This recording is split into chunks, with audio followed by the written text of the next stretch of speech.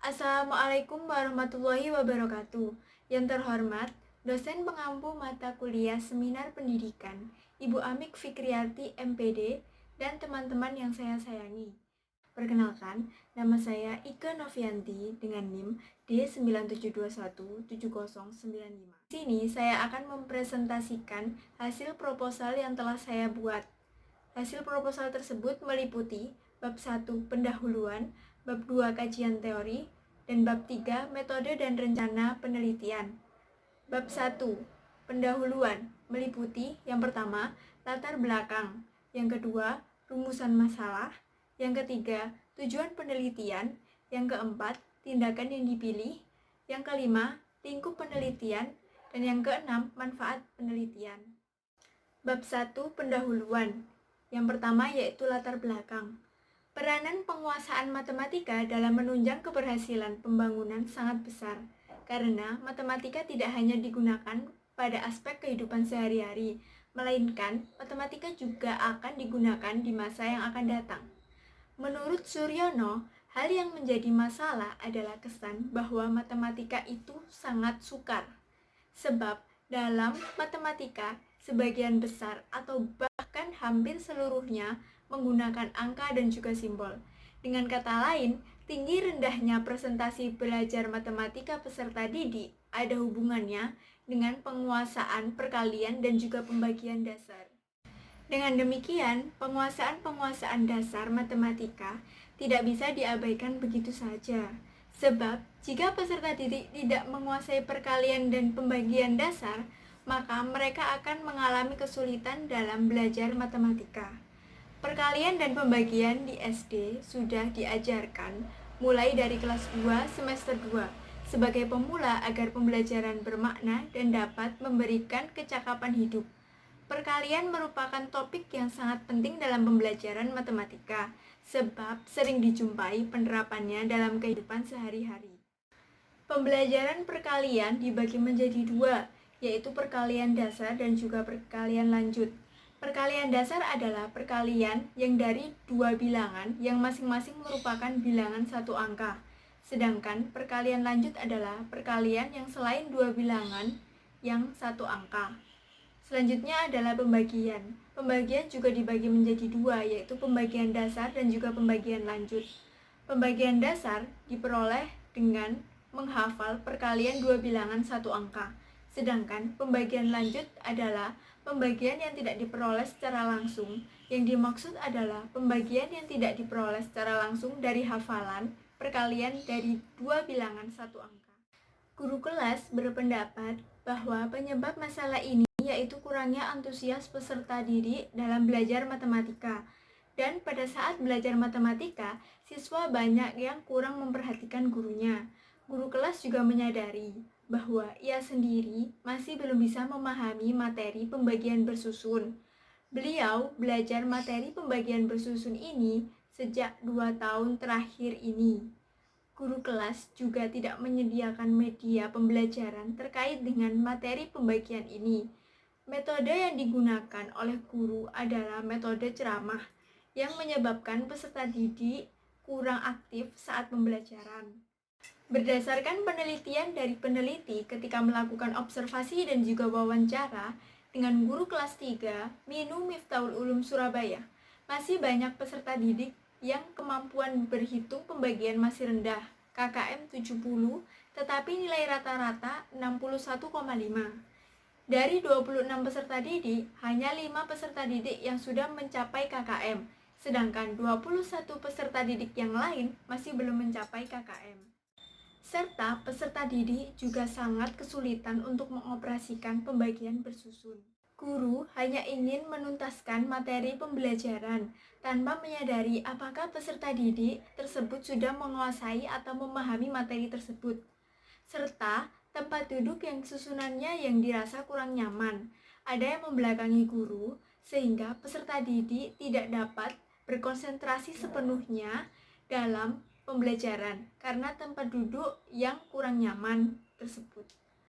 Solusi yang tepat untuk peserta didik yang belum bisa melakukan pembagian bersusun adalah menggunakan metode jari matika.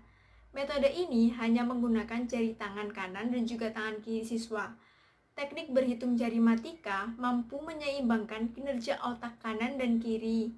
Hal itu dapat ditunjukkan pada waktu berhitung, peserta didik mengotak-atik jari-jari tangan kanan dan juga tangan kirinya untuk menghitung. Menurut Jafar, sebelum menerapkan metode jari matika, terlebih dahulu melakukan pemisahan angka untuk mengetahui mana angka satuan dan juga mana angka puluhan.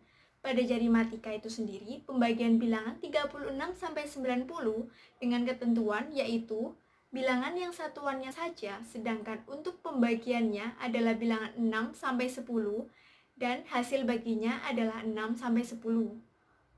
Rumusan masalah yang pertama, yaitu bagaimana keterampilan berhitung pembagian bersusun di kelas 3 Minu Miftahul Ulum Surabaya.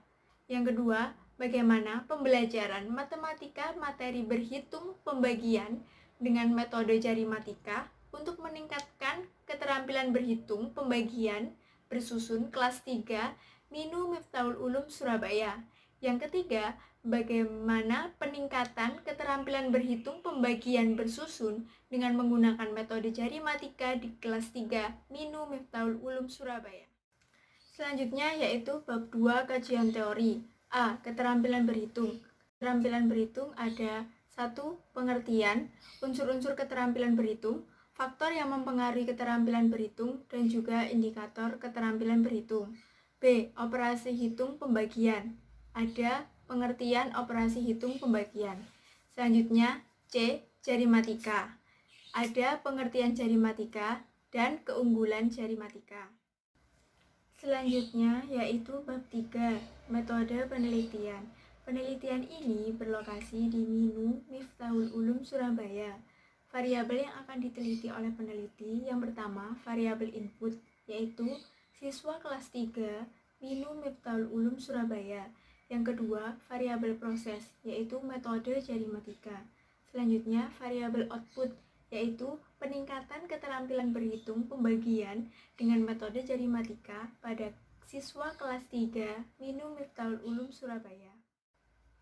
Di sini, peneliti menggunakan 2 siklus, yaitu siklus 1 dan 2, di mana tahap-tahapnya adalah yang pertama, perencanaan, yang kedua, pelaksanaan, yang ketiga, pengamatan, dan yang terakhir, refleksi. Yang pertama, perencanaan. Yang dilakukan adalah melakukan rencana awal apa yang akan dilakukan. Yang kedua, pelaksanaan. Yang dilakukan adalah melaksanakan tindakan yang sudah direncanakan di tahap perencanaan. Yang ketiga, pengamatan. Yang dilakukan adalah mengobservasi guru dan siswa, juga memantau kegiatan belajar mengajar yang sedang berlangsung. Yang keempat, refleksi. Yang dilakukan adalah mencatat hasil observasi, mengevaluasi, menganalisis, dan mencatat kelemahan-kelemahan untuk bahan penyusunan siklus selanjutnya. Sebelum melakukan siklus penelitian, peneliti melakukan kegiatan prasiklus, yaitu yang pertama, melakukan kunjungan ke sekolah. Yang kedua, merencanakan tindakan yang akan dilakukan. Yang ketiga, membuat RPP. Dan yang keempat, menyiapkan instrumen penelitian seperti angket, format observasi, dan lain sebagainya. Setelah melakukan 2 siklus tersebut, cara pengumpulan data yang diperoleh oleh peneliti adalah yang pertama, observasi guru dan siswa. Observasi ini bertujuan untuk mengetahui data tentang aktivitas guru dan juga siswa selama kegiatan belajar mengajar. Yang kedua adalah tes. Tes adalah prosedur dalam rangka pengukuran dan penilaian di bidang pendidikan yang berbentuk tugas yang berupa serangkaian pertanyaan atau perintah, sehingga dapat dihasilkan nilai yang melambangkan tingkah laku atau prestasi. Yang ketiga, wawancara. Dalam penelitian ini, peneliti menggunakan wawancara jenis bebas terpimpin, di mana peneliti melakukan tanya jawab secara bebas, tetapi terdaftar pertanyaan yang diajukan sebelumnya. Yang keempat, dokumentasi. Peneliti memfoto guru dan juga siswa, dan juga memfoto saat proses penelitian berlangsung. Instrumen yang digunakan peneliti saat penelitian adalah yang pertama, lembar observasi, yang kedua, wawancara, yang ketiga, tes, yang keempat, dokumentasi. Indikator kinerja. Indikator kinerja adalah suatu kriteria yang digunakan untuk melihat tingkat ketercapaian dalam proses pembelajaran dari kegiatan tindakan kelas yang bertujuan untuk meningkatkan dan memperbaiki pembelajaran pada kelas. Adapun indikator kinerja dalam penelitian ini yaitu yang pertama, nilai akhir observasi guru lebih dari 75. Yang kedua, nilai akhir observasi siswa lebih dari 75. Yang ketiga, nilai akhir rata-rata keterampilan berhitung siswa kelas 3 Minu Miftahul Ulum Surabaya meningkat. Yang keempat, sebanyak 75% peserta didik telah mencapai kriteria ketentuan minimal atau KKM 70. Selanjutnya yaitu tim peneliti dan tugasnya. Penelitian tindakan kelas ini menggunakan bentuk kolaborasi. Kolaborasi yang dimaksud adalah peneliti bekerja sama dengan guru kelas yang bersangkutan.